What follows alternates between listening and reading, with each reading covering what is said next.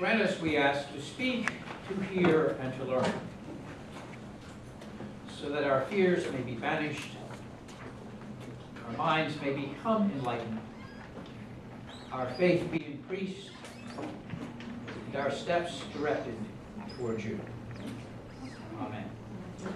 We started this thing out, interestingly enough, and I didn't think it was going to be a trilogy. It first started out with love, and then love went on into marriage, and finally, breaking up is hard to do. Let me point out that divorce is not just for people who are married. Divorces can come from any number of relationships you're in. And I always remind couples before the wedding ceremony, in many ways you're married long before the ceremony. In many ways you're not married 2 years afterwards. Actual ceremony is simply a snapshot in time. But having said that, why do people have divorces? And why is breaking up hard to do? So I hope you're going to enjoy the beginning of this.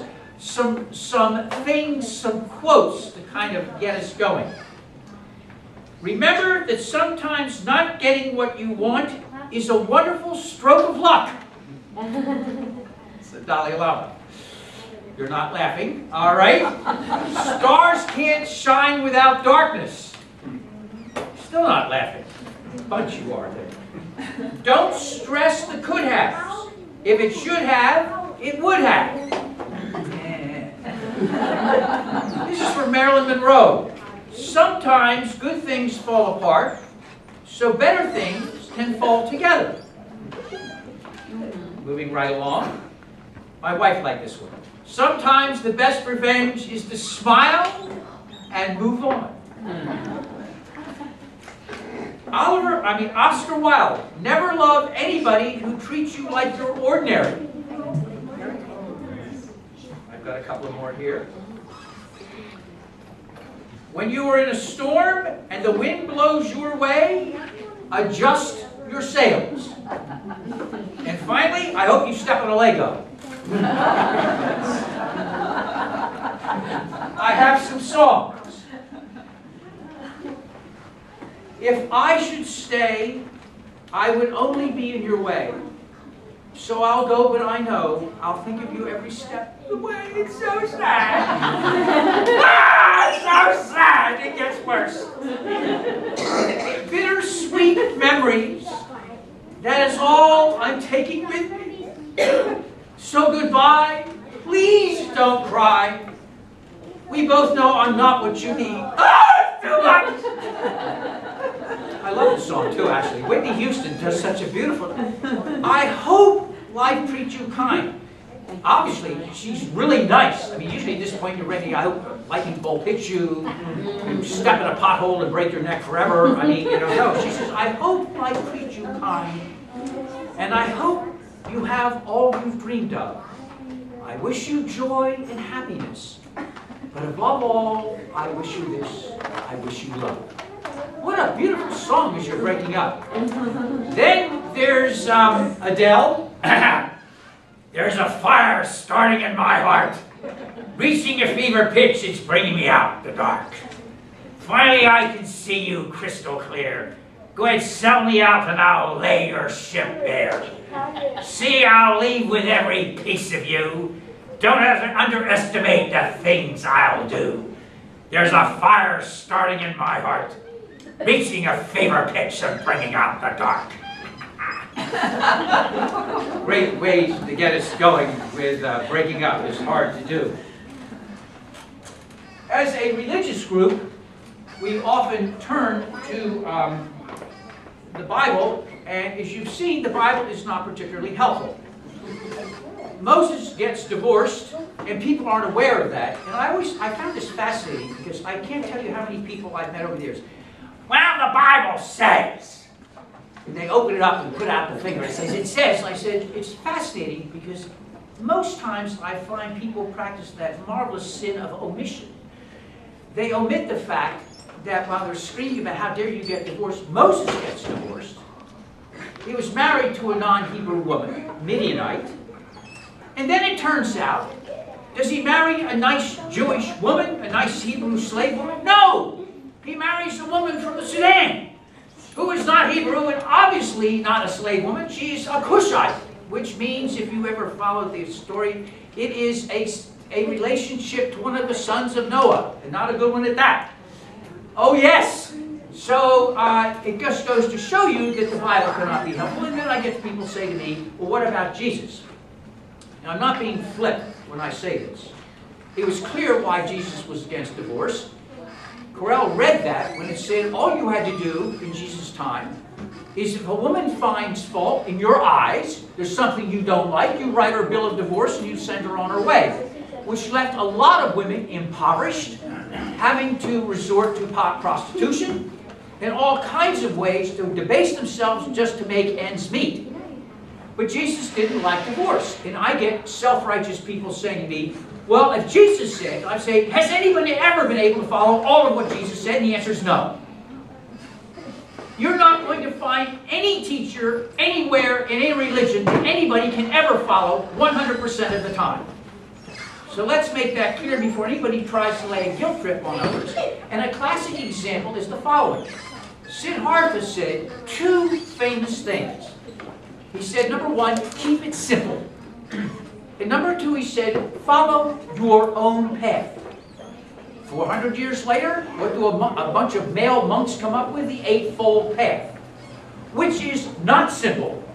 It's beautifully written. God himself couldn't follow this. And the implication is, if you can't follow this Eightfold Path, you will never achieve enlightenment.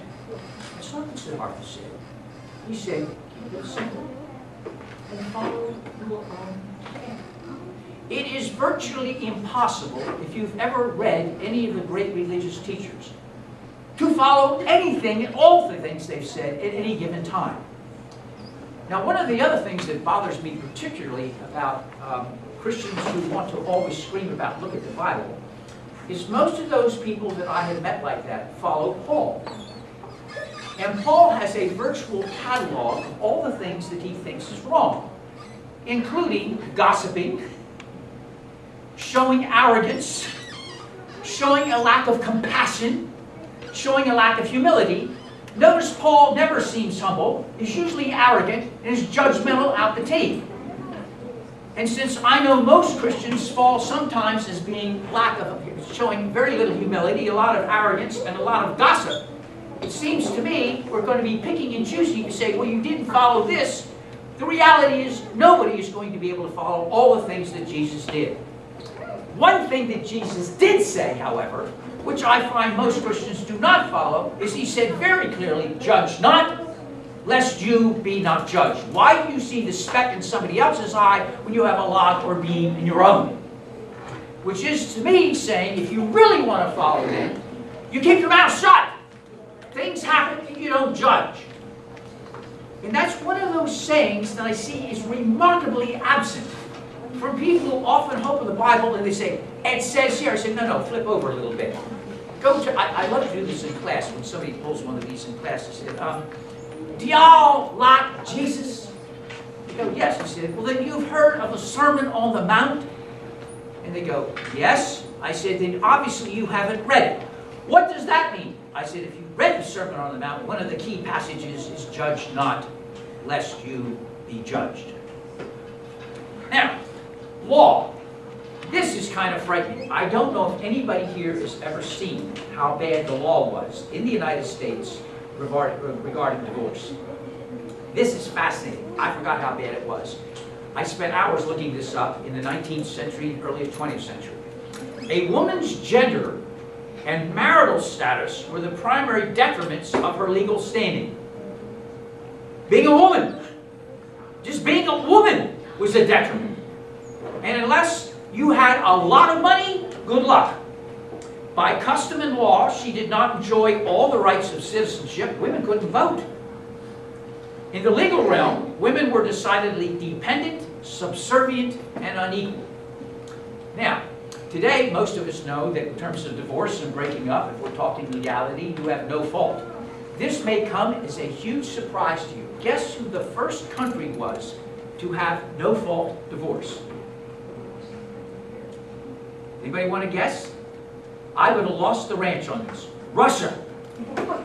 Yes! Following the Russian Revolution, marriage was considered bourgeois, and therefore to make it equal for everybody, they were the first ones to have no-fault divorce in 1917. I would have lost the ranch. If I bet on that, I would have lost the ranch. Number two, the first state in the United States to have no-fault divorce. Does anybody know? California. California, the year. 1969. Close. This will come as a shock. The last state to have complete no-fault divorce. Alabama. How did you know that? New York was the last state, 2010. Wow. 2010. New York. I mean, my heavens. Okay, why do people get divorced? Now, look, this is funny, but it's not. You have to ask, why do people get married? I happen to have a list of the reasons why people get married. And I believe it or not, this is contemporary. This is not something from 20 years ago or the last century. This is true. You feel too guilty and are afraid to back out. You know, you're like, I shouldn't do this. This is not good, but you wuss at the last minute. All right? You're willing to gamble on the fact that your spouse will change.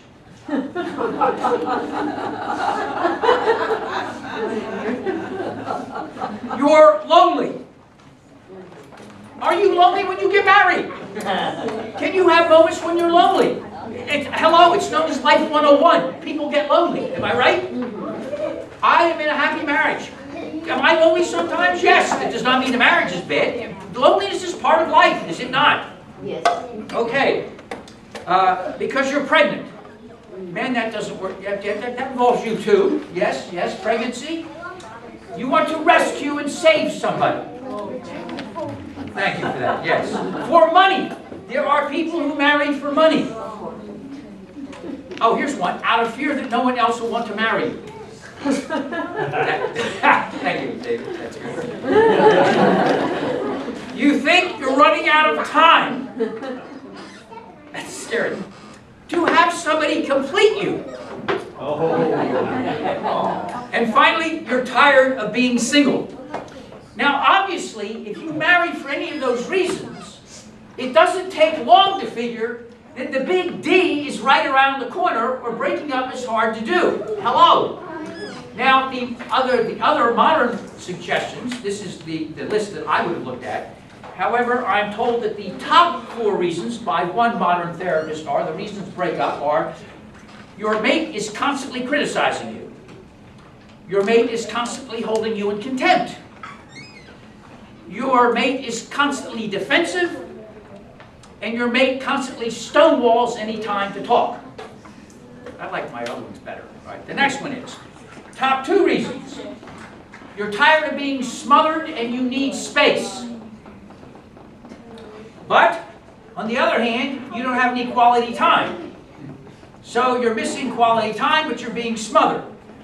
So while the person thinks you're giving you lots of time, you're having lots of time, but you're smothered, you're not having quality time.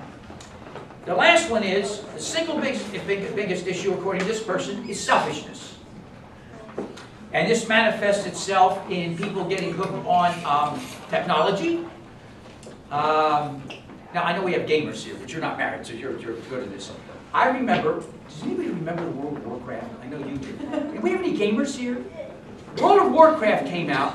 At its height, 12 million, 5 million still follow this. I remember when this first came out, the biggest complaint of kids breaking up in my college classes is the guys would get hooked on Warcraft on Friday afternoon, and you wouldn't see them till Monday morning.